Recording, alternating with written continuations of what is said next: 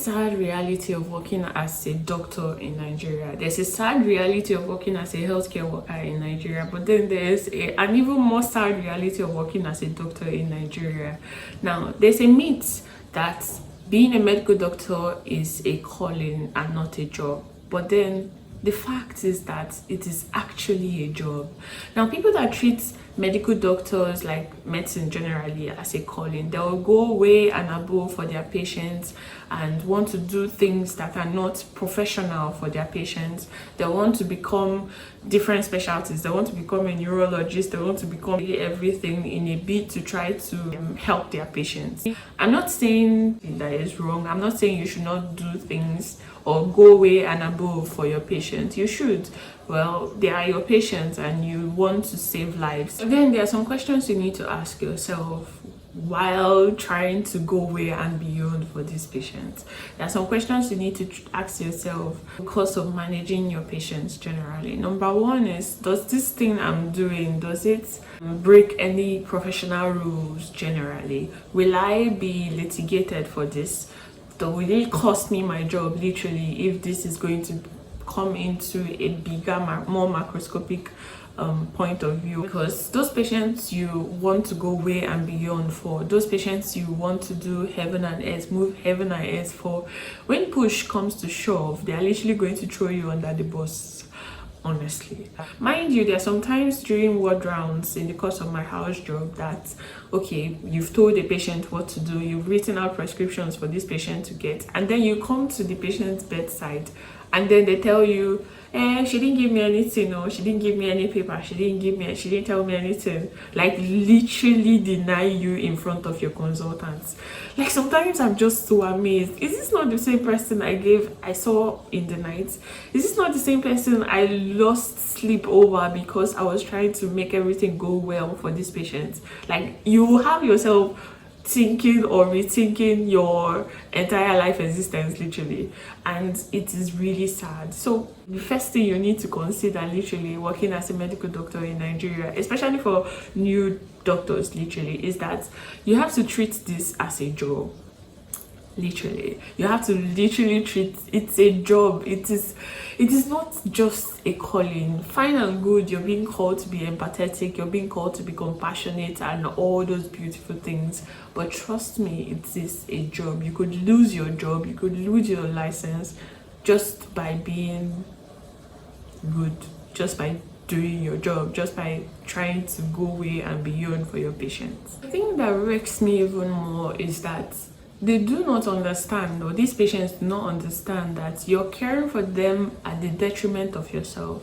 Sometimes your shift ends around, say, 8 or something like that, and 8 the next morning, say you did like 24 hours call and all of that, and maybe there's just this patient that is really bad, that is really critical, and then you keep trying to come in to check in on the patients, to try to do one or two things for this patient. There's this one particular case I had of a patient, I literally had to stay awake throughout the night, for this patient, trying to maybe keep her, make sure the monitor is given when it's supposed to be given, monitor her vital signs literally.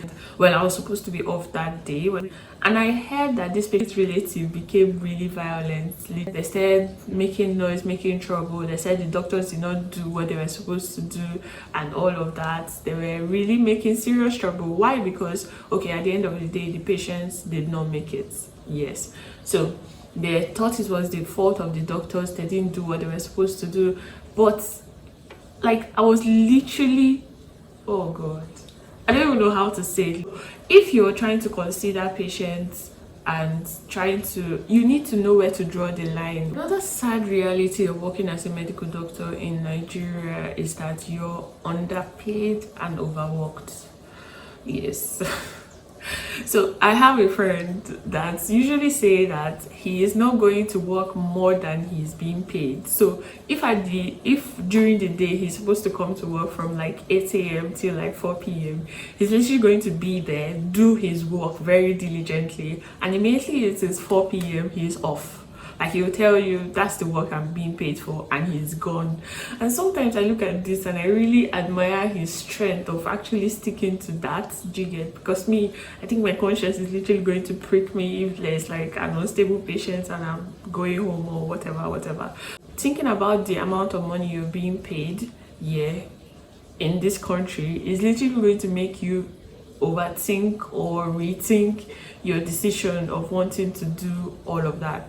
It is no news that hospitals are being understaffed. You have a massive accident and emergency ward, and you have literally only how many nurses covering the place, you have only how many doctors working there, and the patient doctor ratio is largely unproportional. So you have very few doctors looking after really large patients, and sometimes they get burnt out, and it is not safe. I keep saying this, it is not safe for a tired doctor to see patients. Like a tired doctor can be a hazard to patients, honestly. So yes, it is our sad reality, unfortunately.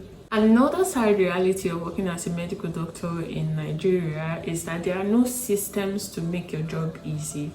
Yes, so most hospitals, most federal hospitals actually, are faced or plagued with the looking for continuation sheets, stealing continuation sheets. Imagine house officers hoarding continuation sheets because they know it is going to be unavailable within the next couple minutes. Like, you know, you're not using computer based, you're not using computers to log in your patient details and all of that, but then the paper you're using is mostly unavailable. Then there are no gloves to see patients. You expect patients immediately they come to the accident and emergency to go and buy their own gloves, to buy their own methylated spirit, to buy their own cotton wool, literally before they are being attended to. I get it. Some medical facilities, some hospital facilities already have those to see the patient before maybe they are stable enough to now start getting theirs. But then it's really not the way to go. A doctor needs all these things, needs these things everly ready, like readily present, in order to see patients, in order to be as effective as possible to their patients. So imagine a patient is having a crisis, literally, and you're rushing in to come and see this patient, and you're not gloved, you're not nothing, you're just walking in. So you're expected to now see the patient and examine this patient with your hands and everything, and then putting yourself at risk at the same time. And the sad reality is that we get so used to improvising. Like, if you see a doctor that has trained, that has worked in Nigeria for so long, you would know. Like, they've gotten to that point that they're so used to these things not being available, so they always improvise. So even sometimes they don't even need to ask for these things because they know they are not available. And it is dangerous, especially for the patient and for you too as a doctor, coming to that place of accepting the fact that these things will never actually be readily available. Like, we've come to a place of complacency, literally. We've come to that place of, like, we just get so used to things. And that's the thing about especially Nigerians. They don't get upset anymore when these things are not even available, because they're like, well, that is the way it has always been, so let's just get used to it and continue whatever it is we are doing. And it is really dangerous, that place of accepting what is. Now, the most crazy one of it all is that the idea of even having to go on strike. Like, you see healthcare workers, doctors, oh god, and they are thinking about going on strike because their demands are not being met. Like, even if you really consider it, like, we're talking about maybe strike in the UK, NHS, yes, is going on strike and all of that. But then if you even consider their base pay to ours, well, I know it's quite the comparison actually. But then yes, let's try it, because we feel that's like we always feel, yeah, that's the ideal country. Yeah, so let's compare it. So you compare the ideal country supposedly to Nigeria, and then their base pay is like, so like the difference between the base pay is like so large, but then they're still going on strike. So you even tend to ask yourself, what are these people even going on strike for? Somewhere I even want to be, I even want to write club and go to that country, and you see they're going on strike, and then I'm being paid peanuts here, and I'm being threatened and being called a militant when I consider going on strike to help achieve my very little demand. Make it make sense. Thousands of doctors are literally leaving the country by the day. How did we freaking get to this point? Imagine a doctor being paid 267,000 naira. Imagine a doctor being paid 300k literally as like a reg. What is this supposed to do for you in a month? Is it going to cover your rent? Is it going to cover your feeding? I'm talking basic things now.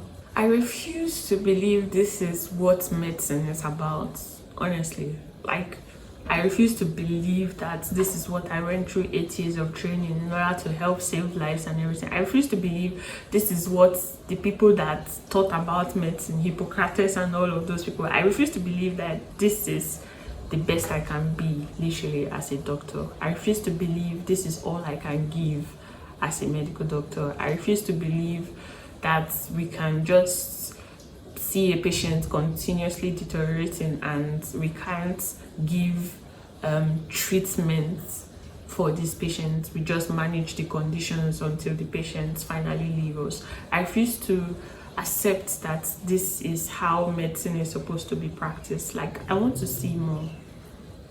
Honestly, I want to see more. I don't know about you, but this is not the medicine. Like, this is the least of it.